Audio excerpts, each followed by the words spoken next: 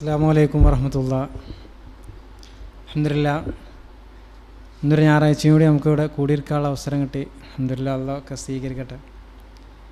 കഴിഞ്ഞ 2 ദിവസം മുമ്പ് നമ്മളെ ഫിസിയോതെറാപ്പിയിൽ പേര് ഇവിടെ വന്നാണ്ട് പേര് രജിസ്റ്റർ ചെയ്ത കുറച്ച് കുടുംബങ്ങളിലൊക്കെ മുസ്താഷോട് കൂടെ ഒപ്പം പോയി അവിടെ വീട്ടിൽ പോയാണ്ട് കാര്യങ്ങളൊക്കെ അന്വേഷിക്കാൻ സാധിച്ചു.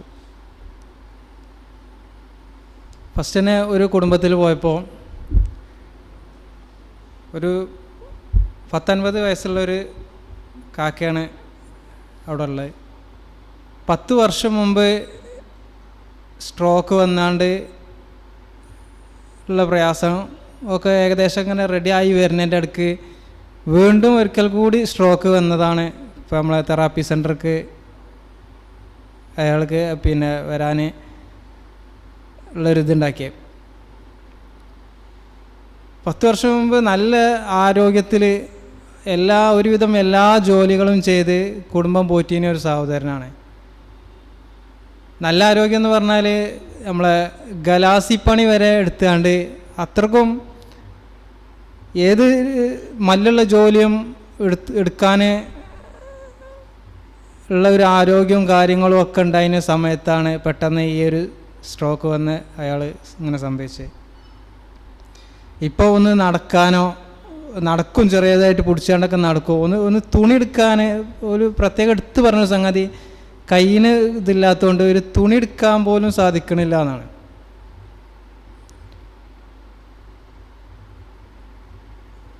അപ്പോൾ ആയിക്കോട്ടെ, ഇൻഷാ അല്ലാഹ് നമുക്ക് നോക്കാമെന്നൊക്കെ പറഞ്ഞു. അപ്പോൾ നിങ്ങളെ കാര്യങ്ങളൊക്കെ എങ്ങനെ, ചിലവുകളൊക്കെ എങ്ങനെ കഴിഞ്ഞു പോകണമെന്നൊക്കെ ചോദിച്ചപ്പോൾ പറഞ്ഞ് അതൊന്നും കുഴപ്പമില്ല, അനിയന്മാരും പെങ്ങന്മാരും ഒക്കെ ആയിട്ട് എല്ലാവരും നല്ല സപ്പോർട്ടാണ്. പിന്നെ പാലിയേറ്റീവ് നിന്ന് കിറ്റൊക്കെ കിട്ടുന്നുണ്ട്. അപ്പോൾ ചികിത്സ കിട്ടിയാൽ തന്നെ വലിയ കാര്യമാണ് ഞങ്ങൾക്ക്. നമ്മളെ കാര്യങ്ങളൊക്കെ ഒന്ന് ചെയ്യാനൊക്കെ എന്തെങ്കിലുമൊക്കെ ഒരു ഇത് ആയി കിട്ടിയാൽ അത് വലിയൊരു കാര്യമാണെന്നൊക്കെ പറഞ്ഞ് ഏതായാലും അൽഹംദുലില്ലാഹ് അവിടുന്ന് അവരോട് വിളിക്കാം ഞങ്ങൾ എന്നൊക്കെ പറഞ്ഞാണ്ട് അവിടെ നിന്ന് പോന്നു. രണ്ടാമതൊരു വീട്ടിൽ പോയത് 34 വയസ്സുള്ള ഒരു സഹോദരനെ സ്ട്രോക്ക് വന്ന ഒരു സഹോദരൻ്റെ അടുത്തേക്കാണ്. 34 വയസ്സ് പറയുമ്പോൾ ഞങ്ങൾ കണക്കൂട്ടി എൻ്റെ പ്രായമാണ് ഇപ്പോൾ ആ സഹോദരനെ. നല്ല രീതിയിൽ നാട്ടിൽ വണ്ടി കച്ചവടവും അങ്ങനെ കച്ചവട പരിപാടിയായിട്ട് നല്ല രീതിയിൽ ആ ഉപ്പ അങ്ങനെ പറയുന്നുണ്ട്, ഓനെ 1 മിനിറ്റ് അടങ്ങിക്കാത്ത ഒരാളേന്, എപ്പോഴും ചങ്ങന്മാരൊപ്പം കുറേ വണ്ടികളും അങ്ങനെ ഒരു അടങ്ങി നിൽക്കാത്ത ഒരു ആ രീതിയിൽ കുടുംബം പോറ്റിയ ഒരു സഹോദരന്, ഒരു ഭാര്യയും 2 മക്കളുമുണ്ട്. അപ്പോൾ ഒരു ആ സഹോദരൻ്റെ ഒരു കൂട്ടുകാരൻ മുറ്റത്ത് വന്നാണ്ട് വണ്ടിയായിട്ട് വന്നാണ്ട് കാത്തു നിൽക്കുന്ന ഒരവസരത്തിലാണ് ഈ ഒരു സ്ട്രോക്ക് വന്നത്. ഒരു 8-8:30 സമയത്ത് വീട്ടിൽ നിന്ന് ഉമ്മാനോട് പോകുന്നൊക്കെ പറഞ്ഞ് ഡൈനിങ് ഹാൾക്ക് എത്തിയപ്പോത്തിന് ആ ഒരു സ്ട്രോക്ക് വരികയും അവിടെ അപ്പോൾ തന്നെ ഹോസ്പിറ്റലിൽ കൊണ്ടുപോയപ്പോത്തിന് ശരീരത്തിൻ്റെ ഒരു ഭാഗത്തിൽ സ്വാധീനം കുറയും, കേൾവി ശക്തി കുറയുകയൊക്കെ ചെയ്ത്. ഞാൻ അങ്ങനെ ആലോചിച്ചു, നല്ല ആരോഗ്യം സമ്പത്തും കാര്യങ്ങളൊക്കെ ഉണ്ടായിരുന്ന സമയത്തൊക്കെ എല്ലാവരും കൂടെ ഉണ്ടായിന്.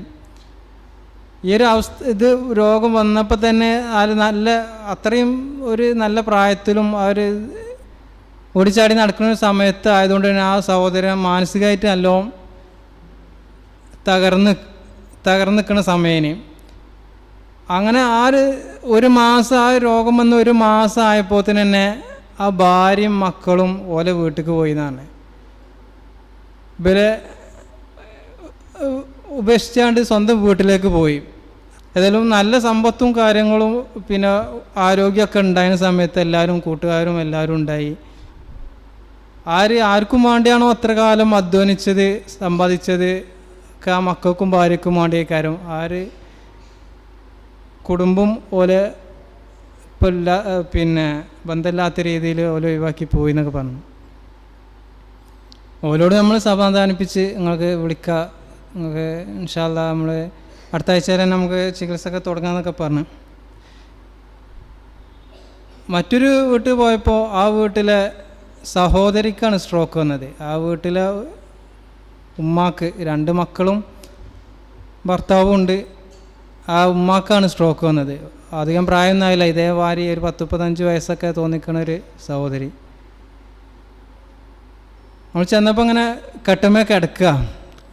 പിന്നെ എണീക്കാനോ സ്വന്തമായിട്ട് എണീക്കാനോ നടക്കാനോ സംസാരിക്കാൻ പോലും കഴിയില്ല. അപ്പോൾ ചെന്നാണ്ട് എന്താ നിങ്ങളെ പേരെന്ന് ചോദിച്ചപ്പോൾ പേര് പറയാൻ പോലും സാധിക്കില്ല. അങ്ങനെ വിരലുമ്മിൽ ഇങ്ങനെ എണ്ണ, അങ്ങനെ മിന്നു പൊന്നു എന്നൊക്കെ പറഞ്ഞാണ്ട് സ്വന്തം പേരോ മക്കളെ പേരോ എന്ന് പറയാൻ പോലും കഴിയാത്ത രീതിയിൽ ആ സഹോദരൻ്റെ ഉമ്മ വന്നിട്ടാണ് ഇപ്പോൾ ആ വീട്ടിലെ കാര്യങ്ങളൊക്കെ ചെയ്യണത്. ഉമ്മയും മകളും ഒക്കെ അങ്ങനെ ആ വീട്ടിലെ കാര്യങ്ങളൊക്കെ ചെയ്യണേ.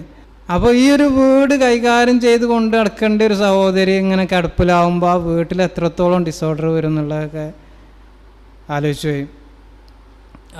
പിന്നെ സഹോദരൻ്റെ ഭർത്താവിന് പണിക്ക് പോകാൻ കഴിയണില്ല.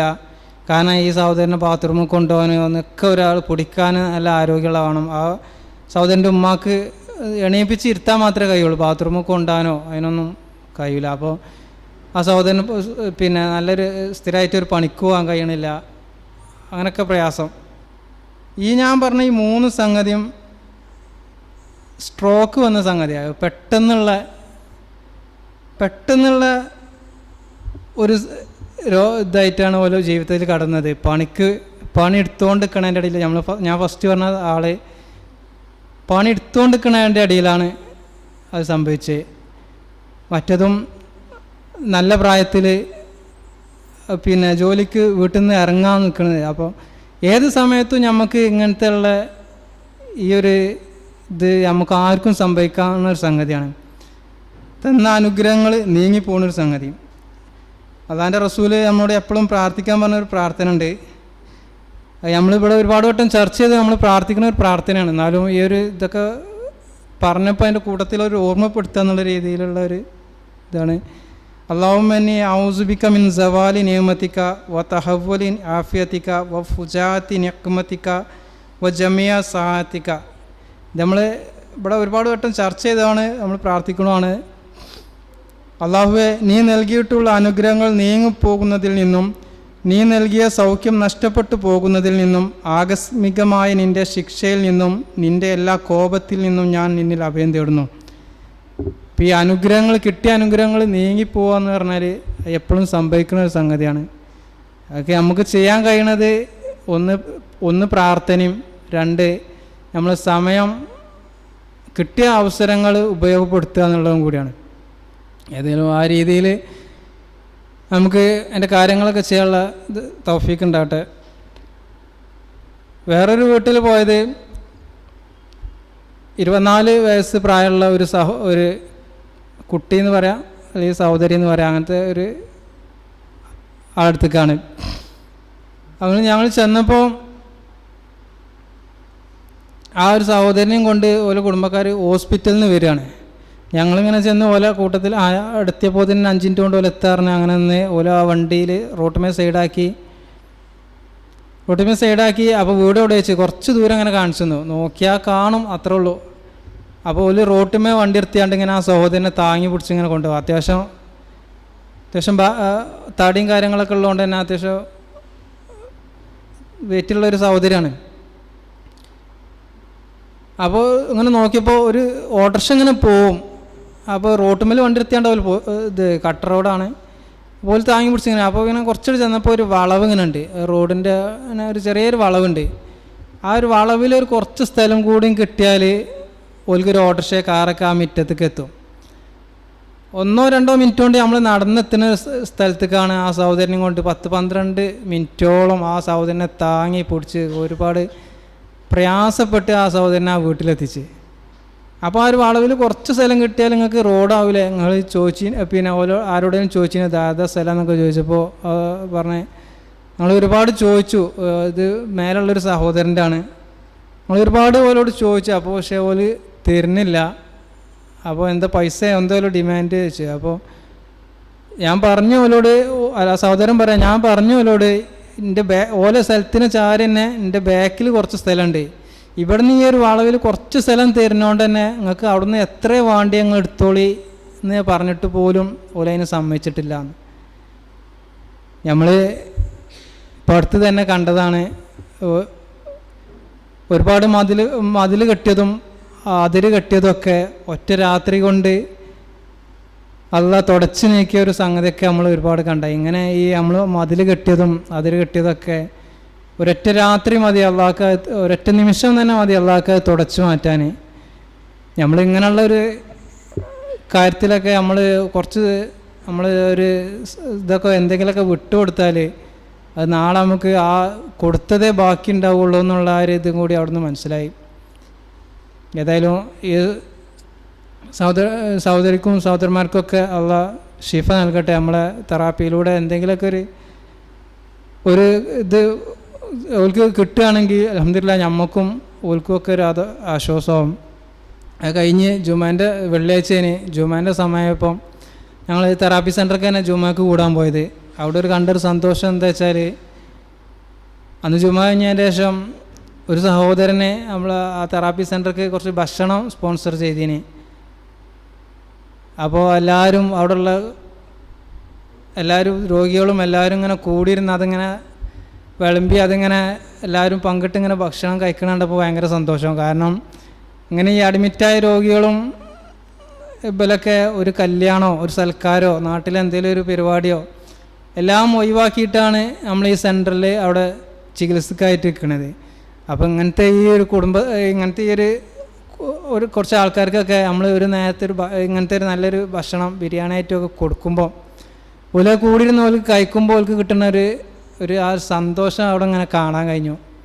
ഏതായാലും ഇങ്ങനത്തെ അവസരങ്ങളൊക്കെ കാത്തു വെച്ചുകൊണ്ട് ഇതിനൊക്കെ എവിടെയാണോ എന്തോ കൊടുത്താലാണ് ഇത് കിട്ടുക എന്നുള്ളത് കാത്തു വെച്ചുകൊണ്ട് ഓരോരുത്തരിങ്ങനെ നമുക്ക് ഓരോ സംഗതികൾ തരുന്നതുകൊണ്ട് നമുക്ക് ഇങ്ങനത്തെ ഓരോ സന്തോഷങ്ങളൊക്കെ ഇവിടെ നമുക്ക് കാണാൻ കഴിയുന്നുണ്ട്. ഏതായാലും അൽഹംദുലില്ലാഹ് ഈ സന്തോഷത്തിനൊക്കെ പകരം അള്ളാഹ് നമുക്കൊക്കെ പരലോകത്ത് നല്ല സന്തോഷം നൽകി അനുഗ്രഹിക്കട്ടെ. അസ്സലാമു അലൈക്കും വറഹ്മത്തുള്ളാഹി.